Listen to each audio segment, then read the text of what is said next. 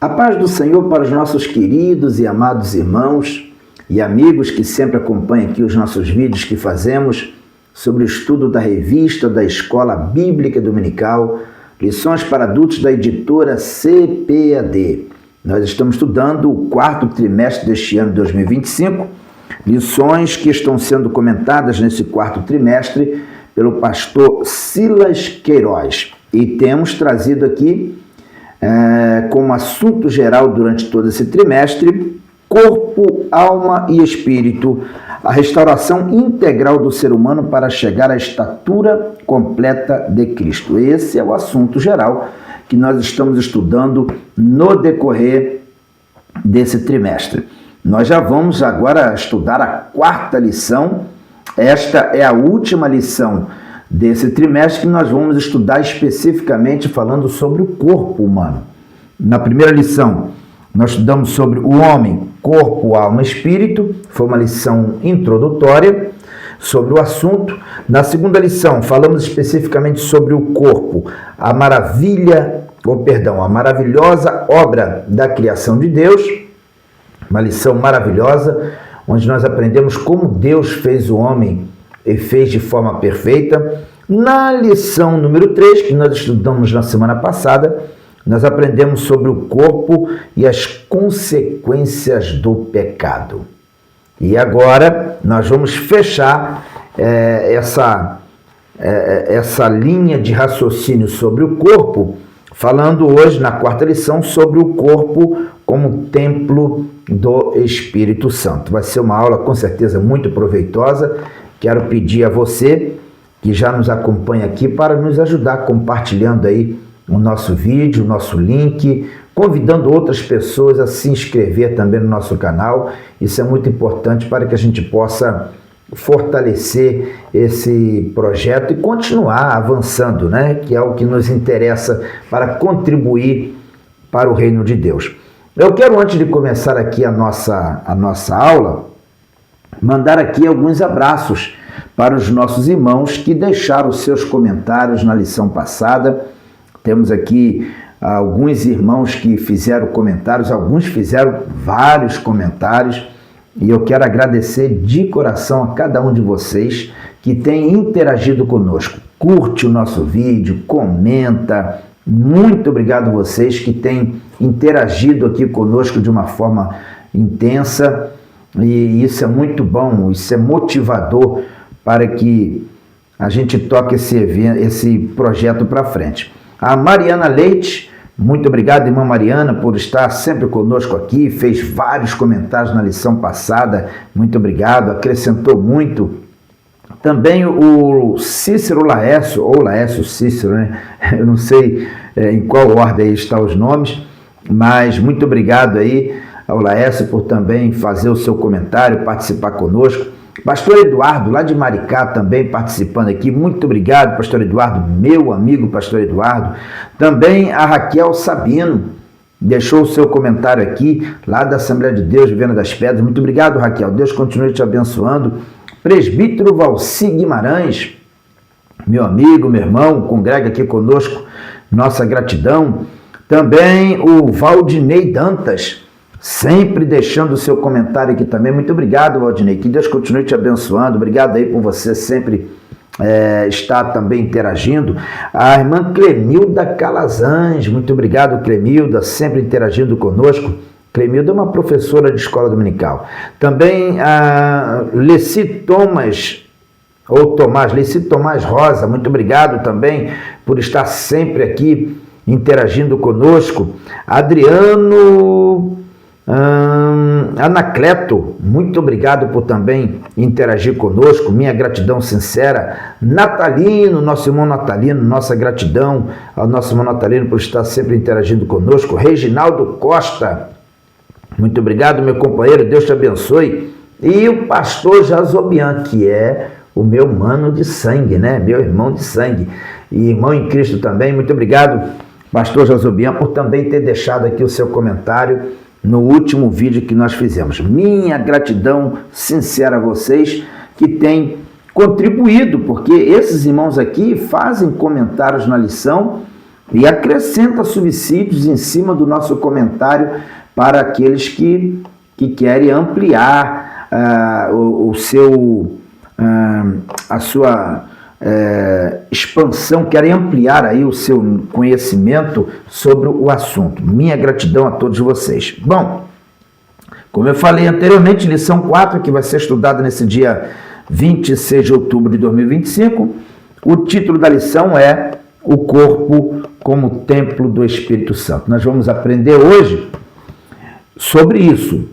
O corpo, ele é tratado na Bíblia, ele é muitas vezes comparado ao templo, e ele é tratado na Bíblia como sendo o templo do Espírito Santo. O corpo nosso tem um grande valor à luz da Bíblia.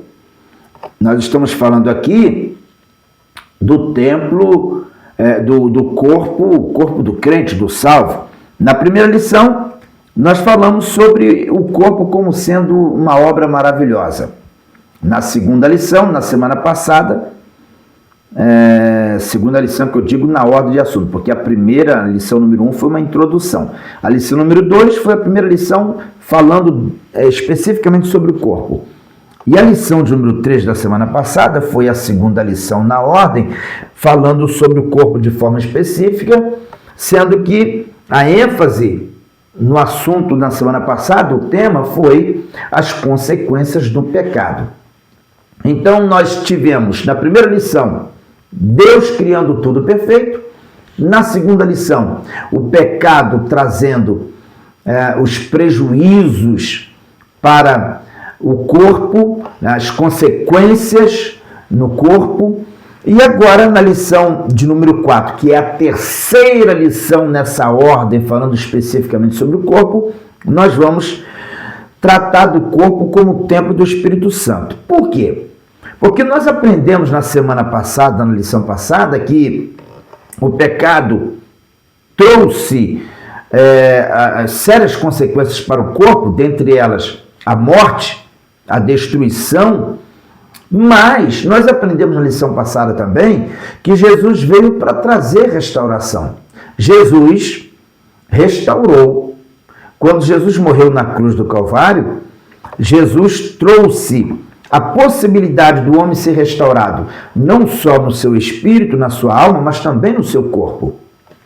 Tanto é verdade que a Bíblia nos diz que nós iremos ressuscitar para receber um corpo glorioso. Então, o cristão, ele morre fisicamente, mas esse corpo que é sepultado, um dia irá ressuscitar. E isso só vai ser possível porque Jesus, ele garantiu para nós, através da sua morte e ressurreição, ele garantiu para nós condições para que nós também fôssemos restaurados no nosso corpo. Então, a ressurreição é um processo onde todo corpo de crente que foi sepultado, que se dissolveu, que virou pó, a Bíblia garante que esses corpos ressuscitarão incorruptíveis, gloriosos, e assim o homem, nós que faremos parte da igreja, reinaremos para sempre com Cristo. Então, veja que coisa interessante. A restauração promovida pelo Senhor Jesus abrange também o corpo do crente.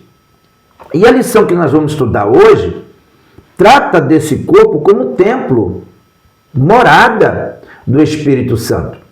O nosso corpo, biblicamente falando, é templo do Espírito Santo. É morada. Qual é o endereço de Deus na terra? Qual é o endereço de Deus na terra? O endereço de Deus na terra é o cristão, o crente. No Antigo Testamento, Deus manifestava a sua glória no templo. Só podia ter um templo em Jerusalém. Só podia ter um templo em todo Israel. Porque Deus manifestava a sua glória no templo. Hoje, nós estamos numa outra aliança. O Novo Testamento nos traz aqui uma outra realidade. Jesus disse que os verdadeiros adoradores adorarão o Pai em espírito e em verdade. Então, o templo não é a coisa mais importante. Ou seja, eu estou falando do templo físico, né, feito de tijolos, alvenaria. Não. Nós somos o templo do Espírito Santo. Nós somos o endereço de Deus na terra.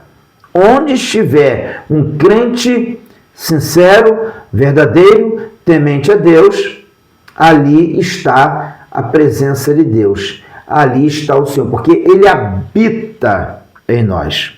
Ele mora em nós. Ele reside em nós. E a lição de hoje, ela nos mostra esta realidade. Ela mostra o quanto o corpo do cristão ele é importante, porque ele é tratado na Bíblia como sendo o templo, o tabernáculo, a morada do Senhor. Eu já vi algumas pessoas dizer, não, quando eu morrer pode me jogar em qualquer canto aí, em qualquer vala, que está tudo bem, está tudo certo, importante é a minha alma ser salva. Mas não é por aí. Não é assim que a Bíblia nos ensina. Não é assim que a Bíblia nos fala. A Bíblia, ela nos mostra que o corpo do crente tem um grande valor. Tem tanto valor que vai ser ressuscitado, transformado de forma gloriosa, incorruptível, mas tem um grande valor para Deus. Então, ao contrário do que alguns pensam, as pessoas às vezes pensam só na salvação da alma, mas se esquece que a salvação que o Senhor tem dado para nós abrange espírito, alma e corpo. Portanto, eu devo enxergar o meu corpo, eu devo entender o meu corpo como sendo algo sagrado, o corpo do cristão. O corpo do servo de Deus, o corpo daquele que é temente a Deus. Esse corpo, ele é o tabernáculo, ele é o templo do Espírito Santo, ele é a morada do Espírito Santo. Portanto, o crente, ele deve tratar com muito carinho, com muito respeito. Ele deve tratar o seu corpo valorizando ele dentro dos princípios da palavra de Deus, entendendo que o seu corpo é sagrado. Mas por que é sagrado? Porque é separado para Deus. Porque o corpo é um elemento que faz parte do homem para a glorificação do nome do Senhor. Essa lição, ela nos mostra tudo isso e nos faz compreender que nós devemos cuidar do nosso corpo, respeitar o nosso corpo, enxergar o nosso corpo como sendo a habitação do Espírito Santo de Deus. Você é o endereço de Deus na terra. Eu sou o endereço de Deus na terra. Nós somos o endereço de Deus. Deus não mora em quatro paredes. Deus mora no coração de um crente fiel, verdadeiro. Deus mora na vida daqueles que são tementes a Ele. A presença do Espírito Santo, ela está dentro daqueles cristãos que realmente temem ao Senhor, que buscam fazer a vontade do Senhor. Em suma, somos templo, somos morada do Espírito Santo de Deus. O nosso texto áureo se encontra em 1 Coríntios, capítulo 6, versículo 19, que diz assim: ou não sabeis que o nosso corpo é o templo do Espírito Santo, que habita em vós, proveniente de Deus, e que não sois de vós mesmos. 1 Coríntios, capítulo 6, versículo 19. A nossa verdade prática diz o seguinte: ter consciência de que nosso corpo é a habitação do Espírito Santo faz toda a diferença na maneira como o possuímos. Opa! A verdade prática nos faz entender, então, que o cristão, ele precisa valorizar o seu corpo, respeitar o corpo, ele precisa cuidar do corpo, entendendo que o seu corpo não pertence a ele. O seu corpo, na verdade, pertence a Deus. Uma vez que nós nos entregamos ao Senhor Jesus, aceitamos Jesus como Salvador das nossas vidas e nos entregamos para Ele, nós não nos entregamos pela metade. Não existe a menor possibilidade de você entregar a sua alma, o seu espírito e não entregar o seu corpo. Nós somos um ser integral. Nós somos um ser integrado. Portanto, não é possível você entregar a sua alma a Cristo e o corpo não. Nós precisamos nos entregar por inteiro. Nós somos um ser inteiro. Precisamos nos entregar a Deus, nos entregar a Jesus por completo. Espírito, alma e corpo. Devem ser conservados plenamente em santificação, como está lá em 1 Tessalonicenses capítulo 5, versículo 23, mostrando que não é possível você separar, você ser santo na alma e no espírito e o seu corpo ser contaminado com o pecado. Não, o espírito, alma e corpo devem ser conservados no mesmo nível, em santidade, em pureza na presença de Deus. Portanto, nós precisamos ter muito cuidado com o nosso corpo, ter responsabilidade nos atos que fazemos. Precisamos ser cuidadosos na forma de nós tratarmos o corpo, entendendo que o nosso corpo não nos pertence.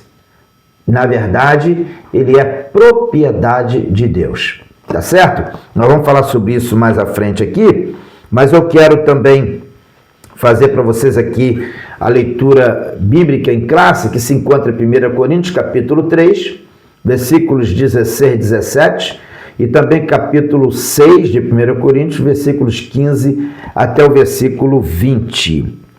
O texto diz assim: não sabeis vós que sois o templo de Deus e que o Espírito de Deus habita em vós? Se alguém destruir o templo de Deus, Deus o destruirá. Porque o templo de Deus, que sois vós, é santo. Olha a visão colocada por Paulo aqui para a igreja de Coríntios. Quando vocês pesquisarem sobre a igreja de Coríntios, vocês vão saber que a igreja de Coríntios era uma igreja que estava estabelecida numa cidade, a cidade de Corinto, era uma cidade permissiva na prática da sexualidade. Era uma cidade que vivia entregue à libertinagem. Havia um templo que era consagrado à deusa Afrodite, a deusa do amor, onde existia, segundo a tradição, cerca de 1000 mulheres que se prostituíam naquele templo, e a prostituição praticada por essas mulheres era uma espécie de ritual de culto a Afrodite, a deusa do amor. E como a cidade de Corinto era uma cidade portuária, ela recebia muitos viajantes. Então, o templo da deusa Afrodite se tornava um grande foco, um centro de prostituição, onde os viajantes visitavam e ali praticavam esse verdadeiro ritual de adoração a Afrodite através da prática da prostituição. Havia um conceito, que era um conceito dos gregos também, né? A cidade de Corinto era uma cidade completamente influenciada pela cultura grega, e havia um conceito de que o corpo, ele era mau, ele não tem o seu valor. Inclusive, isso também começou a ser propagado dentro da igreja. Havia uma concepção, uma visão filosófica, e por que não dizer estava também se tornando teológica, onde se pregava a santificação da alma e do espírito e entendia que o corpo tinha que ser castigado com prostituição. Os nicolaítas, que são citados lá no livro de Apocalipse, entre as 7 cartas da Ásia, era um grupo que, segundo a tradição, eles tinham essa concepção de que o corpo tinha que ser castigado com a prática da sexualidade, a libertinagem, a prostituição, justamente para que o espírito fosse aperfeiçoado, santificado. E esse pensamento, evidentemente, que era um pensamento muito errôneo, muito errado. E o apóstolo Paulo, ele se deparou com essa dificuldade na igreja de Coríntios. A igreja de Coríntios era uma igreja que sofria a influência de toda essa permissividade, de toda essa libertinagem, essa liberdade sexual que era praticada pelos moradores da cidade de Corinto. A coisa era tão séria que nós podemos observar que o apóstolo Paulo dedicou 3 capítulos da primeira carta escrita aos Coríntios, ele dedicou 3 capítulos para falar sobre a sexualidade. Capítulo 5, capítulo 6, que nós temos aqui um trecho, e o capítulo 7. E nesses capítulos 5, 6 e 7, Paulo condena a prática da sexualidade fora do casamento. Paulo condena a prostituição. O capítulo 5 traz um fato terrível que estava acontecendo na igreja de Corinto. Um cidadão, ele tinha relações sexuais com a sua própria madrasta. E ele estava na igreja. A madrasta na igreja e ele na igreja. Eles viviam essa prática sexual dentro da igreja. E Paulo escreve o capítulo 5 de 1 Coríntios justamente para repreender os crentes, porque por alguma razão os crentes estavam demorando tomar providência sobre essa questão. Por alguma razão os crentes não estavam agindo para resolver esse problema. Então o cidadão vivia nessa prática terrível, ele tinha uma relação com a sua madrasta, estava dentro da igreja. Então Paulo traz ali no capítulo 5 uma repreensão para a igreja, dizendo que a igreja deveria tratar desse caso, punir esse cidadão, repreendê-lo, porque essa prática, essa libertinagem, essa prática pecaminosa que estava acontecendo ali, estava contaminando a vida espiritual de toda a igreja. Eles estavam ali fazendo parte da igreja. Aí no capítulo 6, Paulo traz o desdobramento. Em função do que estava acontecendo no capítulo 5, Paulo se aprofunda falando sobre a prostituição, mostrando para os irmãos que a prostituição é um pecado gravíssimo, que não deve ser tolerado pelos crentes, não deve ser tolerado pela igreja.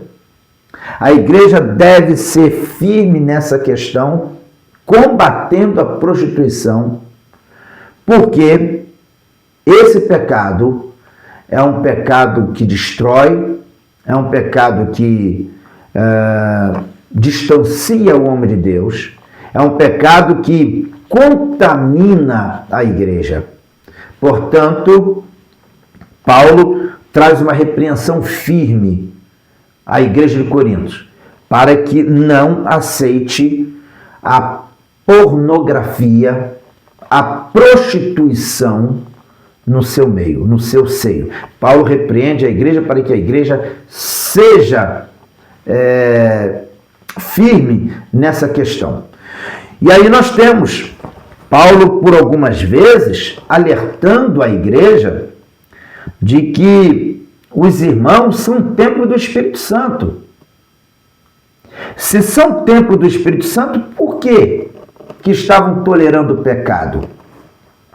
Por que estavam aceitando o pecado? Porque se Deus habita nesses crentes, se esses corpos, os corpos desses irmãos são consagrados a Deus, como é o espírito e a alma, era inadmissível que essas pessoas usassem o corpo para se prostituir, para se contaminar com tamanho pecado. Evidentemente que a prostituição não é o único pecado que se comete com o corpo, né? Todo pecado, na verdade, que o ser humano comete, de alguma forma, ele vai usar o corpo para essa prática. Mas aqui, a prostituição ela é tratada como sendo o pior dos pecados que se pratica com o corpo, porque o próprio apóstolo Paulo, mais à frente, ele diz aqui que quem pratica a prostituição, ele está pecando contra o seu próprio corpo, né? Então, Paulo coloca aqui a prostituição como um pecado que é praticado com o corpo num nível mais elevado do que todas as outras práticas pecaminosas. Tudo é pecado, tudo faz mal, mas as consequências trazidas pela prostituição, pelos pecados sexuais, costumam trazer consequências maiores ainda, por serem práticas que destroem diretamente o corpo. Ou seja, é um pecado contra o próprio corpo. 1 Coríntios capítulo 6, versículo 15, Paulo diz o seguinte: não sabeis vós que os vossos corpos são membros de Cristo? Tomarei, pois, os membros de Cristo e faloei membros de uma meretriz? Não, por certo. Ou não sabeis que se o que se ajunta com a meretriz faz-se um corpo com ela? Porque serão, disse, dois numa só carne. Mas o que se ajunta com o Senhor é o mesmo Espírito. No versículo 18, Paulo fala, fugir da prostituição. Paulo não manda resistir. Paulo não manda resistir à prostituição como ele fala a respeito do diabo, né? Lá na carta dos Efésios, resistir o diabo e ele fugirá de vós. Não, em relação à prostituição, Paulo fala fugir da prostituição. Todo pecado que o homem comete é fora do corpo, mas o que se prostitui peca contra o seu próprio corpo. Ou não sabeis que o nosso corpo é o templo do Espírito Santo, que habita em vós, proveniente de Deus, e que não sois de vós mesmos, porque foste comprado por bom preço. Glorificai, pois, a Deus no vosso corpo e no vosso espírito, os quais pertencem a Deus. Então, Paulo coloca aqui nesse texto que nós lemos as razões por que nós devemos conservar o corpo em santidade. E devemos evitar a todo custo a prostituição como um pecado que se comete com o próprio corpo. Então ele coloca aqui que as consequências da prostituição são terríveis.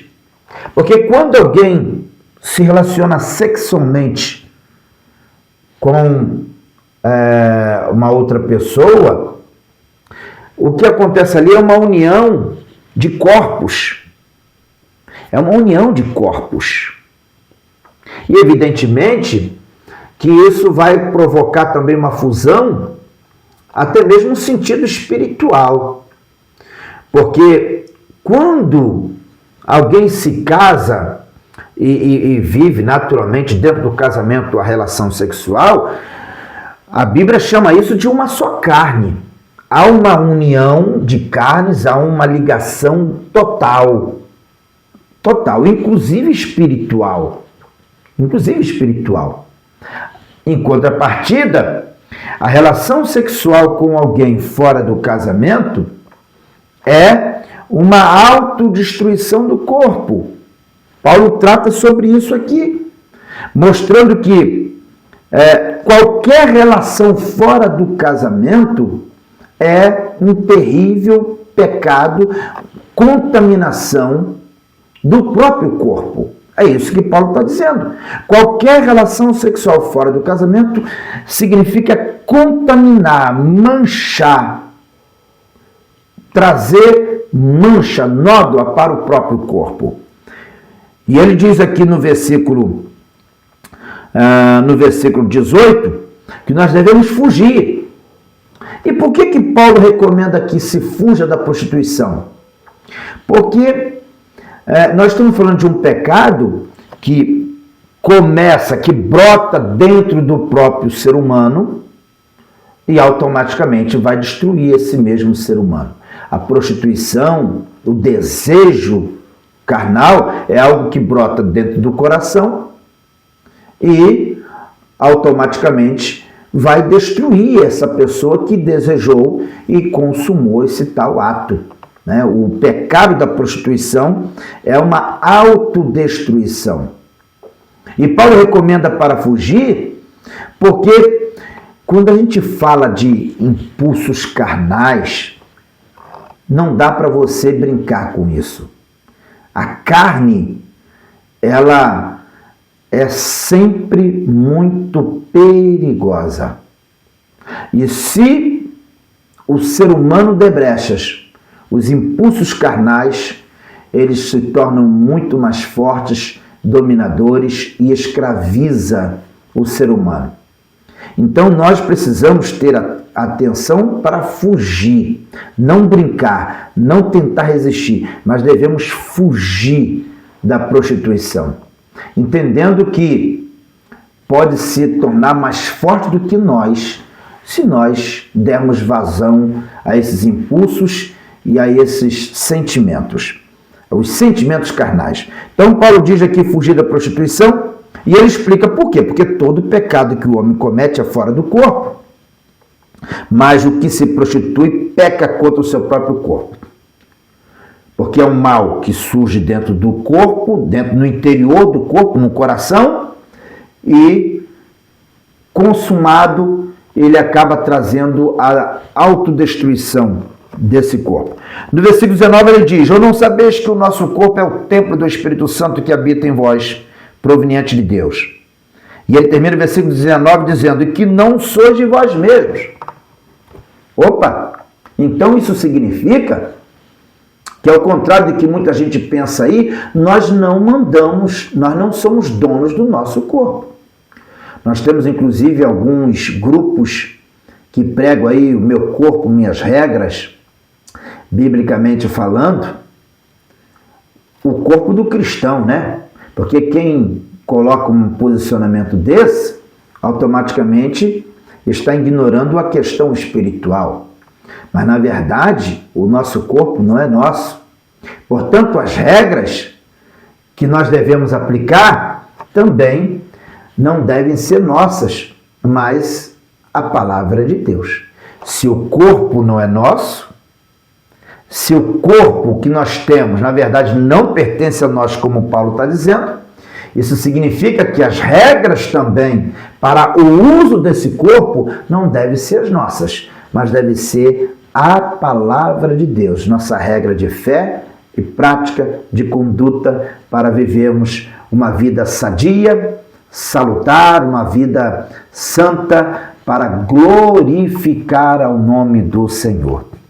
Isso significa que nós usamos o corpo e temos responsabilidade em como nós usamos, porque um dia nós teremos que prestar contas a Deus por esse corpo que temos. No versículo 20 diz: porque foste comprado por bom preço, glorificai, pois, a Deus no vosso corpo e no vosso espírito, os quais pertencem a Deus. Mais uma vez, o apóstolo Paulo dizendo que o nosso corpo, assim como o nosso espírito, não nos pertence mais. E por que não nos pertence? Porque Jesus comprou. O que Paulo diz? Não mais vivo eu, mas Cristo vive em mim. Eu agora não vivo para satisfazer os meus deleites, as minhas vontades. Eu não vivo para viver para se conduzir pela minha razão, pelo meu achismo. Não, agora eu vivo para a glória de Deus.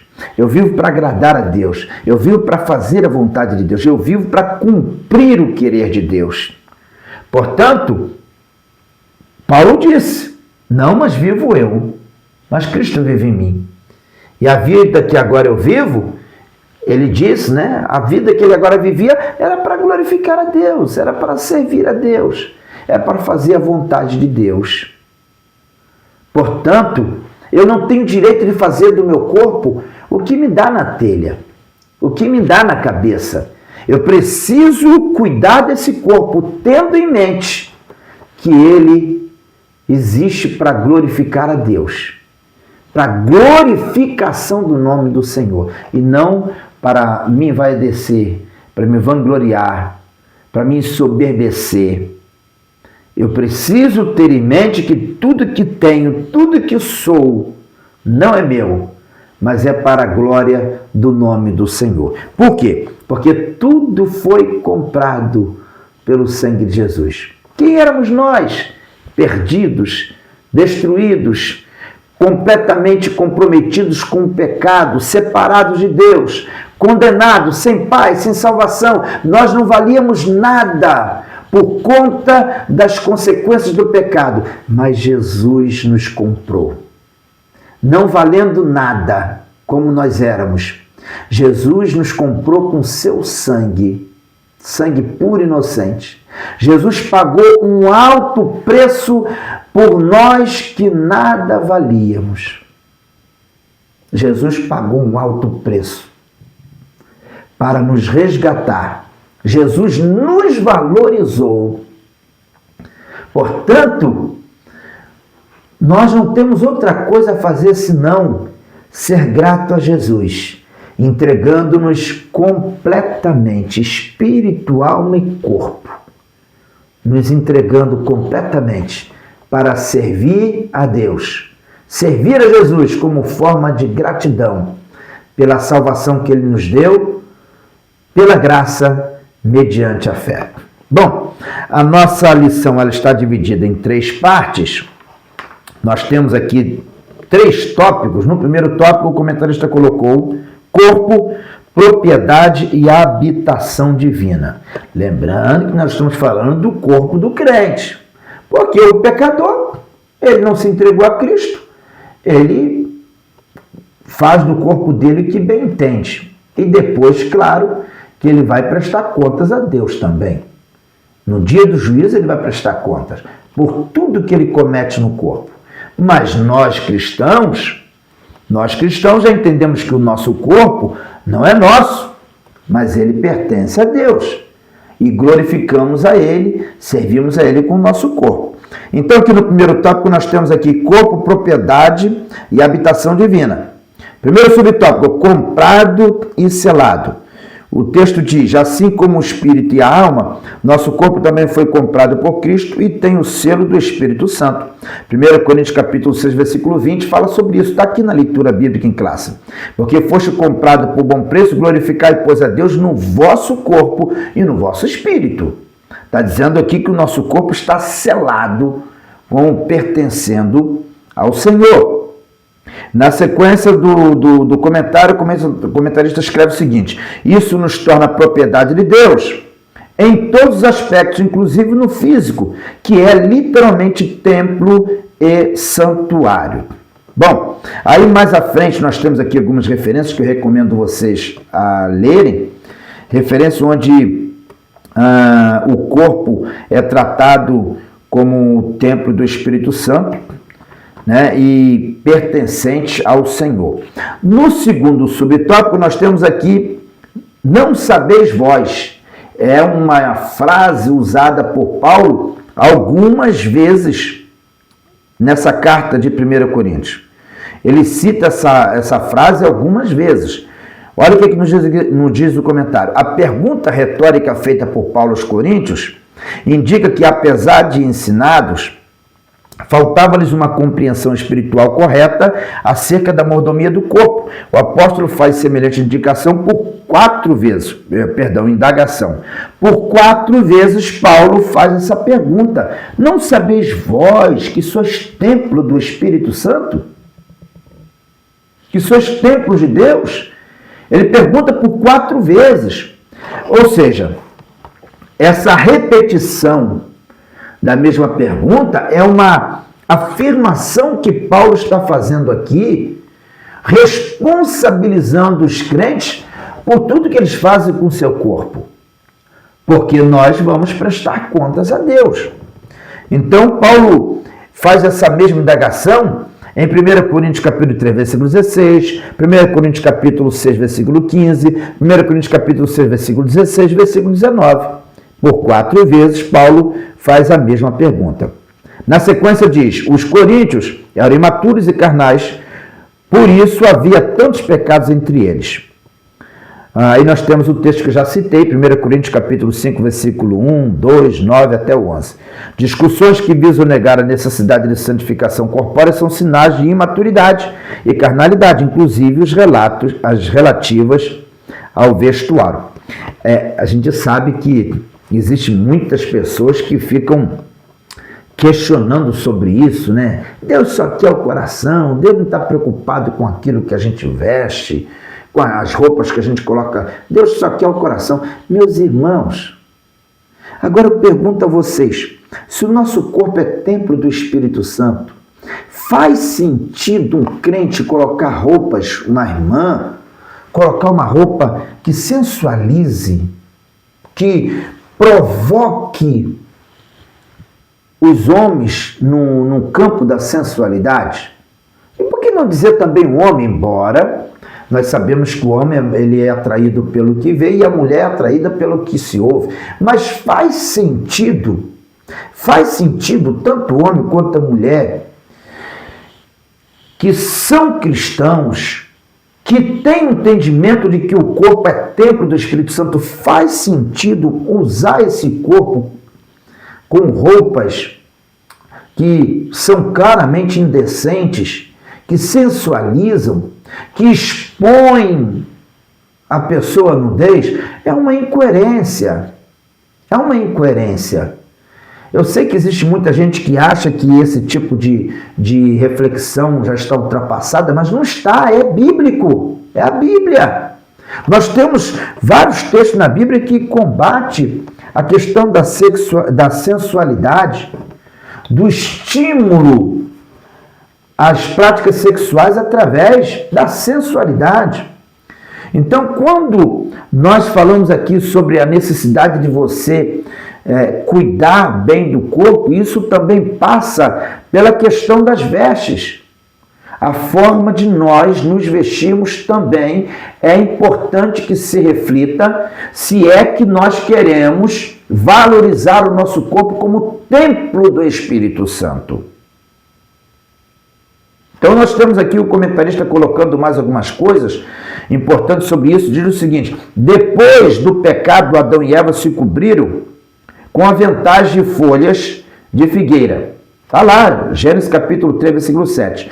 Deus substituiu por roupas de peles, demonstrando que o corpo, seja da mulher, seja do homem, não deve ser fragilmente coberto e ficar sujeito à exposição como objeto de tentação e cobiça. Então, quando o homem, Adão e Eva, perceberam que estavam nus, eles tentaram dar um jeito no problema, fazendo para eles roupas com folhas de figueira. Deus foi lá e fez para eles roupas com peles de animais. Por que Deus fez com peles de animais? Porque com folhas de figueira não era possível cobrir-se de uma forma adequada. Uma coisa tão óbvia, tão óbvia. Até ali em Gênesis capítulo 3, nós podemos observar um princípio importante do cuidado do corpo. Deus não fez a vestimenta de pele à toa. A intenção era cobrir melhor os corpos que estavam seminus por conta do pecado que havia atingido agora o homem. Isso é uma coisa óbvia. Agora nós temos o terceiro subtópico que diz propriedade e domínio. O detentor da propriedade deve ter também o domínio. Se pertencemos ao Espírito, devemos viver sob seu domínio. Como enfatiza Paulo, nosso corpo é para o Senhor. 1 Coríntios 6,13. E não para as impurezas. Somos membros de Cristo e templo do Deus vivente. Por isso, o pecado contra o corpo ofende gravemente a santidade e produz terríveis sofrimentos. Aí nós temos as referências bíblicas. Salmos 32, versículo 2 até o 5, fala sobre... o salmista fala sobre o sofrimento no seu corpo por causa do pecado que ele ocultava.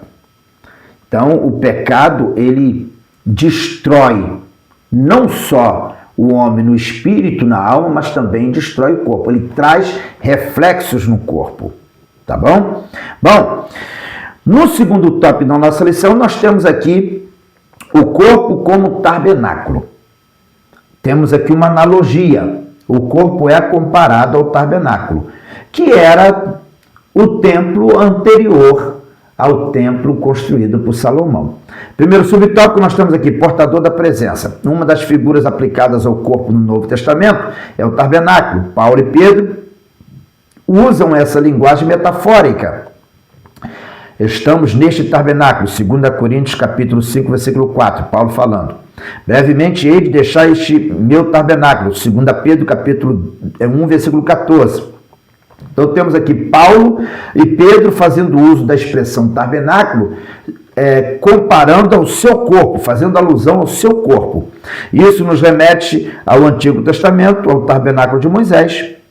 E me farão um santuário e habitarei no meio deles. Então, em suma, para que serviu o tabernáculo no Antigo Testamento? Para Deus habitar, manifestar a sua glória.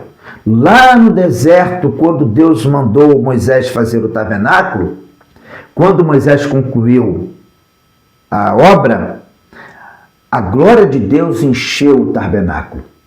O Shekinah de Deus, a presença de Deus se manifestava dentro do tabernáculo. Deus habitava naquele espaço. E quando Moisés precisava falar com Deus, ele entrava ali e falava com Deus face a face. A glória, a presença de Deus estava ali. Então, quando Paulo e Pedro comparam os seus corpos ao tabernáculo, eles estão falando do seu corpo como sendo habitação do Espírito Santo de Deus. No segundo subtópico, nós temos aqui o tabernáculo e tricotomia. A analogia do tabernáculo reforça também o aspecto tricotômico do ser humano. A composição em três partes, assim como a edificação feita no deserto, ou seja, o tabernáculo. Ele era dividido em três partes, o tabernáculo. A primeira parte era chamada de pátio, que era a parte externa. A segunda parte era chamada de lugar santo. E a terceira parte, o lugar santíssimo. Então, o comentarista coloca aqui o tabernáculo como sendo uma analogia do corpo humano, porque da mesma forma que o tabernáculo ele tinha três divisões, o pátio, que era o local de contato com o mundo, o santo, que já era a parte interna, e o santo dos santos, que era a parte mais interior, nós também, seres humanos, somos assim, nós somos como o tabernáculo. Nós temos o corpo, que é a parte que é comparada ao pátio do tabernáculo, que tem contato com o mundo. Aí temos a alma, que é comparada aqui ao lugar santo, que já é a parte interna do ser humano. E temos o espírito, que é comparado ao lugar santíssimo do tabernáculo. Então, assim como o tabernáculo era dividido em três partes, pátio, santo e santíssimo, o ser humano também ele é um ser tricotomita, composto de três elementos distintos, corpo, alma e espírito. Bom, no terceiro subtópico nós temos aqui um tabernáculo guiado. O tabernáculo lá no deserto, ele só era desmontado e removido e conduzido pelo povo quando a nuvem de glória saía do tabernáculo e seguia pelo deserto. E o tabernáculo era desfeito e o arraial, o povo de Israel, seguia a nuvem. Onde a nuvem parasse, eles paravam também, remontavam o tabernáculo e a glória de Deus ficava ali. Então, o comentarista ele faz aqui uma comparação interessante, dizendo o seguinte: assim como o tabernáculo no deserto, ele seguia, né, ele era guiado pela nuvem no deserto, nós cristãos devemos ter o nosso corpo como um tabernáculo sempre guiado e direcionado pelo Espírito Santo. Ou seja, estamos no deserto deste mundo, caminhando pelo deserto deste mundo, mas nós não devemos seguir os nossos caminhos, devemos seguir guiados pelo Espírito Santo. E o terceiro tópico da nossa lição, nós temos aqui cuidando do templo do Espírito. O comentarista fala aqui no primeiro subtópico, fugir da prostituição. Segundo subtópico, disciplinas espirituais. E no terceiro subtópico, fala sobre disciplinas corporais. Eu fecho aqui o assunto dizendo para vocês o seguinte: se o nosso corpo é templo do Espírito Santo, eu preciso cuidar dele. Não é só evitar a prostituição. A Bíblia fala de outros pecados que também são cometidos com o corpo. A gula é pecado. E por que a gula é pecado? Porque quem come demais destrói o seu corpo. Embora a Bíblia não fala claramente sobre o cigarro, nós condenamos a prática do fumo do cigarro. Por quê? Porque quem fuma se autodestrói, destrói o seu corpo. Alguém tem dúvida dos males que o cigarro causa? Nós fugimos da bebida alcoólica, da embriaguez. Por que nós fugimos da bebida alcoólica? Porque a bebida alcoólica geralmente leva as pessoas ao vício e as pessoas acabam se autodestruindo. Existem muitos outros tipos de pecados que são cometidos com o corpo, além da prostituição, que destrói o corpo. E nós, cristãos, precisamos estar atentos a isso. Devemos cuidar do nosso corpo, entendendo que ele é o templo do Espírito Santo.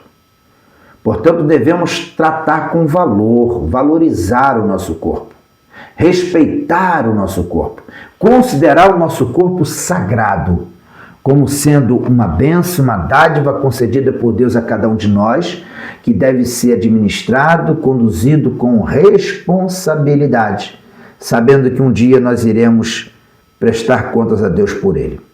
Bom, a conclusão da nossa lição é o seguinte: corpo e mente saudáveis nos tornam mais dispostos para adorar e servir a Deus.